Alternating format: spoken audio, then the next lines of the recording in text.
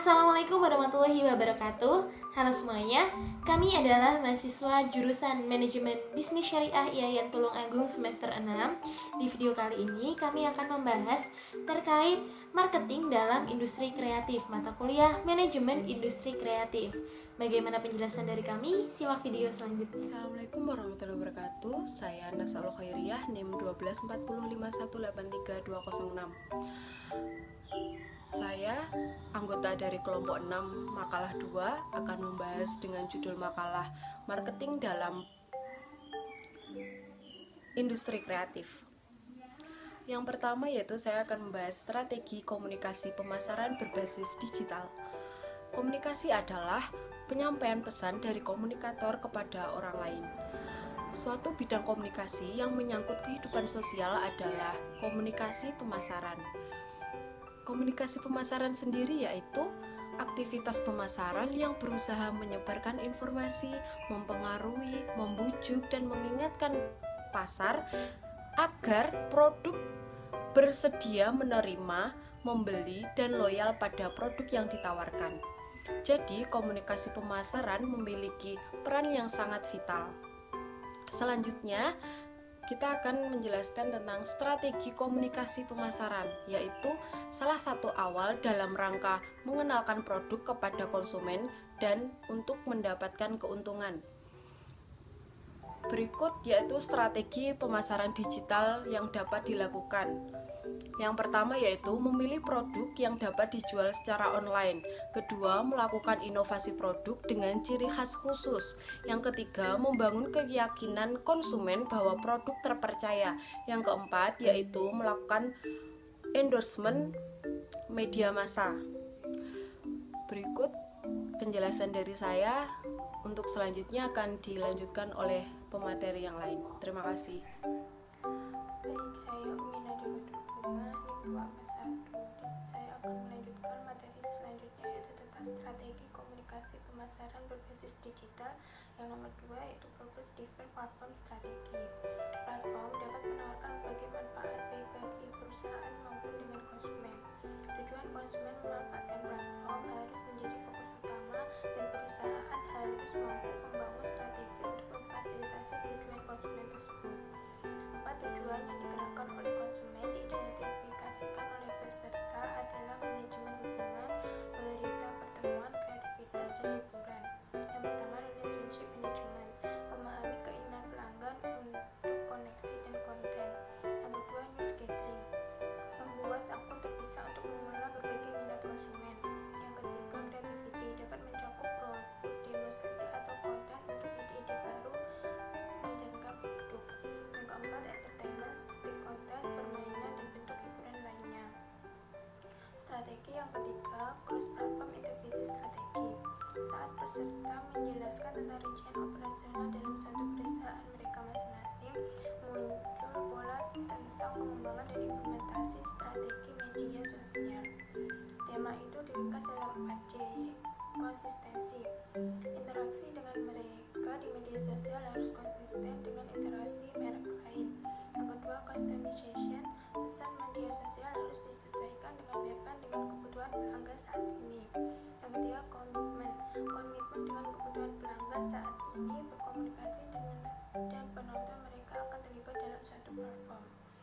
Yang keempat, caution, perusahaan harus mendengarkan dan memahami tindakan terukur terkait dengan komentar sosial dalam media sosial. Saya Iftitah Zufita Mardiana, NIM 362. Oke, materi selanjutnya adalah strategi brand awareness pada industri kreatif. Nah, brand awareness atau kesadaran merek itu adalah kesanggupan seseorang, calon pembeli atau konsumen, untuk mengenali atau mengingat kembali bahwa suatu merek atau suatu produk tersebut merupakan bagian dari kategori merek mereka. Nah, singkatnya, brand awareness sendiri itu adalah kemampuan konsumen untuk mengingat suatu brand tersebut dan menjadikan berbeda bila dibandingkan dengan brand-brand lainnya atau identik dengan keunikan suatu brand tersebut atau hal yang diingat dari suatu brand tersebut gitu. Nah, brand awareness sendiri itu memiliki 4 tingkatan. Di antaranya yang pertama adalah unaware of brand atau tidak menyadari merek.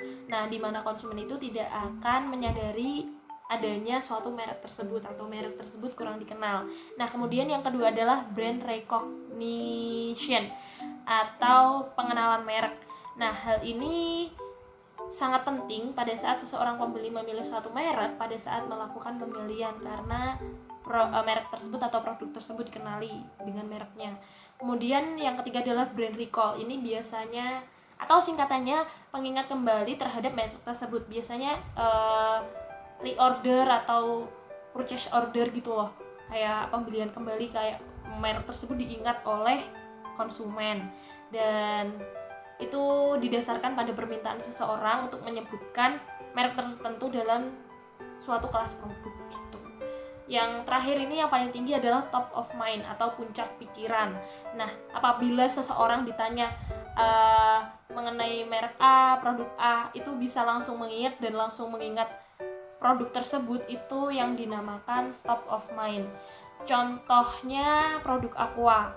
Nah, ketika seluruh orang dari kalangan atas maupun kalangan bawah itu menyebutkan merek Aqua, yang diingat langsung air mineral. Malah biasanya top of mind itu menjadi candu bagi semuanya karena ketika merek Aqua yang disebutkan padahal inginnya membeli produk merek lain, makanya itu menjadi top of mind kita gitu. Nah, kemudian juga ada 4 indikator yang dapat digunakan untuk mengetahui seberapa jauh konsumen aware atau peduli terhadap sebuah brand dari suatu perusahaan.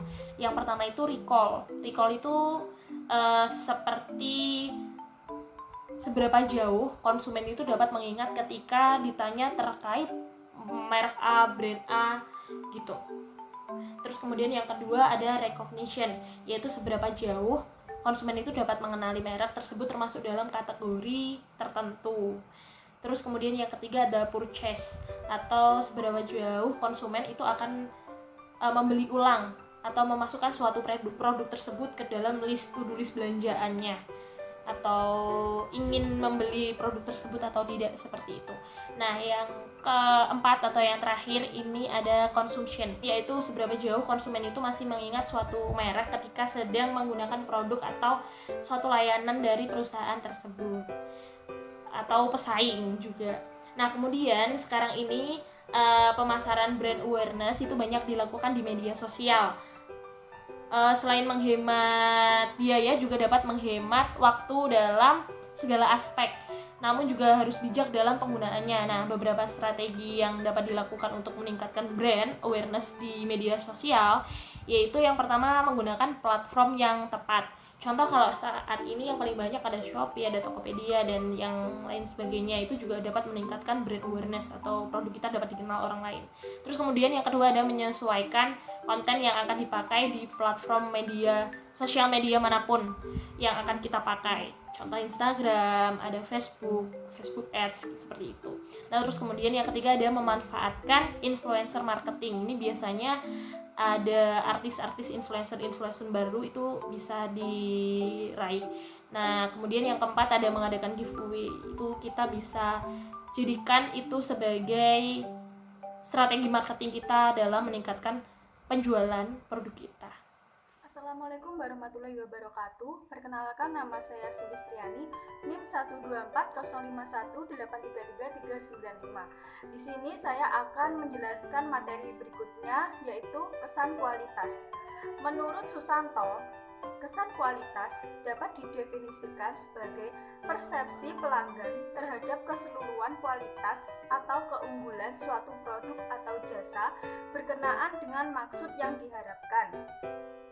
Sedangkan dimensi kualitas jasa menurut Zeitami dan Bittner 2003 terbagi menjadi 5 aspek, antara lain reliability, kemampuan menampilkan pelayanan yang diandalkan dan akurat, ada responsiveness, kesediaan membantu dan menyediakan layanan yang cepat, asurans, pengetahuan dan kemampuan karyawan untuk menumbuhkan keyakinan konsumen terhadap pelayanan penyedia jasa, empati, menunjukkan perhatian perusahaan terhadap konsumennya, tangibles, tampilan dari fasilitas fisik, peralatan, personil, atau karyawan. Sekarang ini pemasaran brand awareness banyak dilakukan di media sosial. Selain menghemat biaya, juga menghemat waktu dalam aspeknya, namun juga harus bijak dalam penggunaannya. Beberapa strategi yang dapat dilakukan untuk meningkatkan brand awareness di media sosial yaitu menggunakan platform yang tepat, yang kedua menyesuaikan konten yang akan dipakai dengan platform media sosial yang akan dipakai, dan yang ketiga memanfaatkan influencer marketing. Yang keempat mengoptimalkan akun media sosial, dan yang kelima mengadakan giveaway. Sekian presentasi dari kelompok kami. Apabila ada kurang lebihnya, kami mohon maaf. Wassalamualaikum warahmatullahi wabarakatuh. Itu tadi apa yang dapat kami sampaikan. Terima kasih karena telah menyimak video dari kami dari awal hingga akhir. Kami harap dengan apa yang telah kami sampaikan dapat menambah keilmuan kita. Akhir kata dari saya, wassalamualaikum warahmatullahi wabarakatuh.